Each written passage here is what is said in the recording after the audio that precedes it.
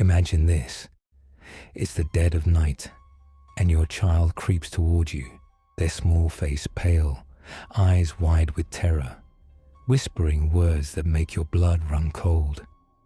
"Mommy, the clown's back, and he's closer now." Would you brush it off as a childish fantasy, a trick of an overactive imagination? Or would you feel the icy grip of dread, wondering if something far darker is at play? Tonight, we plunge into a story so chilling, it will make you question the line between reality and nightmare. A tale of a family trapped in a home where an unseen menace stalks their every move, seen only by their young son. Prepare yourself for a descent into terror. In the sleepy town of Eldridge Hollow, where fog curls through the streets like ghostly fingers and ancient woods whisper secrets in the dark, the Harper family thought they'd found their perfect home. It was a grand Victorian house, all gabled roofs and stained glass windows, standing proudly at the edge of town. John and Emily Harper, along with their 6-year-old son Timmy, moved in with dreams of a fresh start. Timmy was a bright, imaginative boy, always spinning tales of adventure, his laughter filling the house. But it wasn't long before that laughter turned to whispers of fear. It started on a quiet evening, the kind where the world feels too still. Timmy sat at the dinner table, his fork frozen midway to his mouth, his eyes fixed on something beyond the dining room window. "There's a clown outside," he said, his voice trembling. "He's watching me." Emily chuckled, assuming it was another of Timmy's stories, and John ruffled his son's hair, telling him clowns only lived in circuses, but Timmy's face didn't soften. "He's not nice," he insisted. "His smile is wrong." That night, as Emily tucked him into bed, Timmy pointed to his bedroom window, shrouded in darkness. "He was there," he whispered. "Right there." At first, the Harpers dismissed it. Kids see monsters in shadows, don't they? But the days that followed brought an unease that settled into their bones. The house, once warm and inviting, began to feel like a stranger. Footsteps echoed in empty hallways, soft at first, like someone pacing just out of sight. Doors creaked open in the dead of night, only to be found ajar by morning. A cold, unexplainable chill clung to certain rooms, no matter how high they turned the heat. Timmy's stories grew darker. The clown wasn't just outside anymore. "He's closer," Timmy said one night, clutching his blanket. "He's in the house. He whispers to me when I'm alone." His parents exchanged worried glances. The clown, Timmy said, had eyes like black pits, a smile stitched wide with jagged thread, and a laugh that sounded like broken glass. The Harpers tried to stay rational. They checked the locks, searched the yard, even left the porch light on to banish the shadows. But the dread grew, heavy and oppressive, like a storm cloud pressing down on their home. One night, a fierce storm battered Eldridge Hollow, rain lashing the windows and thunder shaking the walls. Timmy begged his parents to stay with him, too scared to sleep. "He's outside my window again," he sobbed. John and Emily stood vigil by the glass, staring into the swirling darkness. The world outside was a chaos of rain and shadow, but no clown appeared. They were about to turn away to reassure Timmy when a sound stopped them cold. A voice, faint and hissing, like a breath of frost. "I'm still here." The words slithered through the room, and a sickly sweet stench, like rotting flowers, filled the air. They spun around, hearts pounding, but the room was empty. Timmy was curled in a ball, whimpering. "He's mad you didn't see him," he said. That was the moment the Harpers knew this was no childish fear. something was wrong with their home, something that defied logic. Desperate for answers, they began digging into the history of the house. What they found sent chills down their spines. In the early 1900s, the house had been a children's hospital, a place of healing for the sick and injured.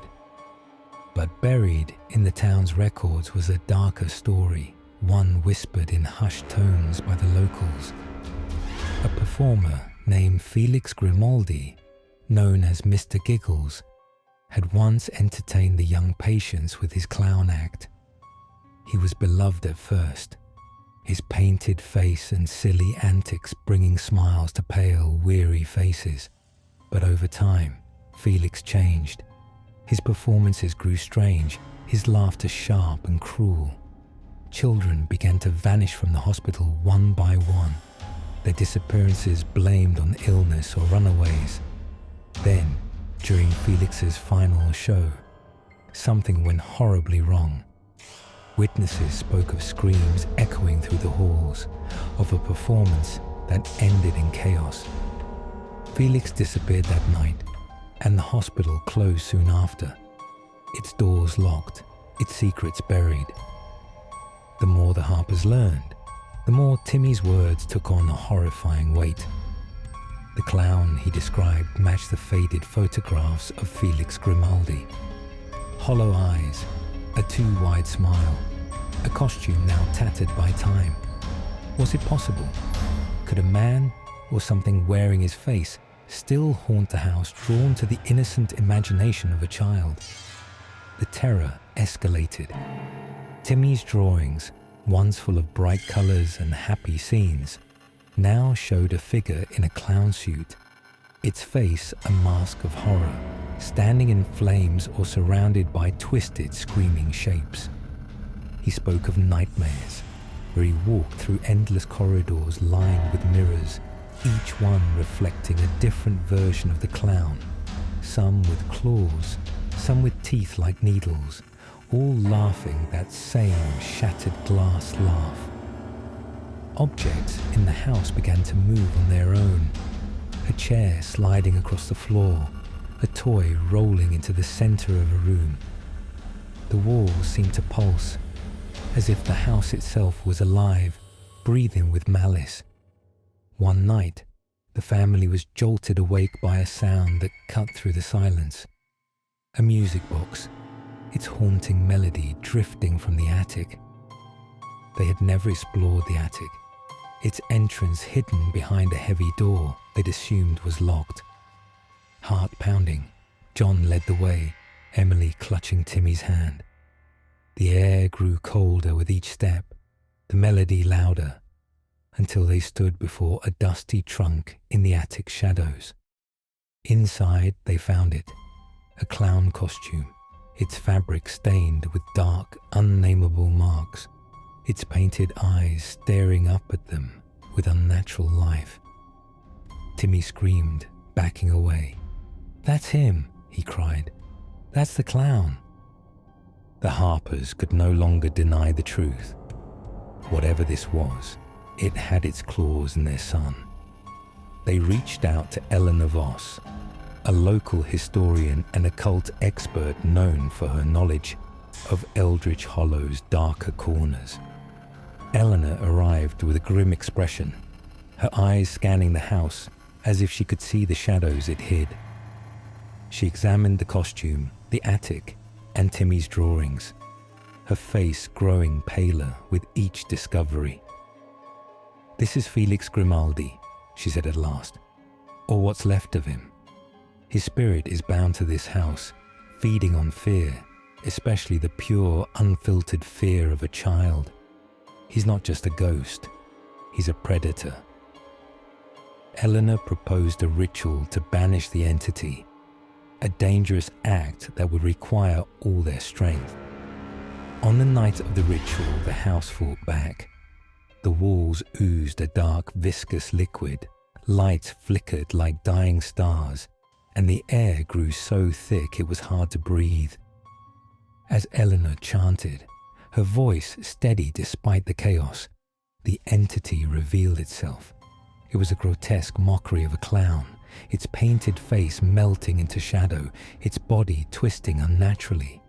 Its laughter was a scream, a sound that clawed at their minds. Timmy clung to his parents, sobbing, as the thing lunged forward, its hollow eyes locked on him. But the Harpers held fast.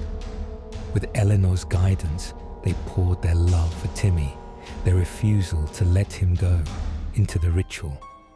The air crackled with energy, and a blinding light erupted, swallowing the clown's form. Its laughter turned to a wail, then silence. When the light faded, the house was still. The oppressive weight lifted. In the days that followed, the Harpers felt the house become a home again. Timmy's nightmares stopped, his drawings brightened, and the chill that had haunted them was gone.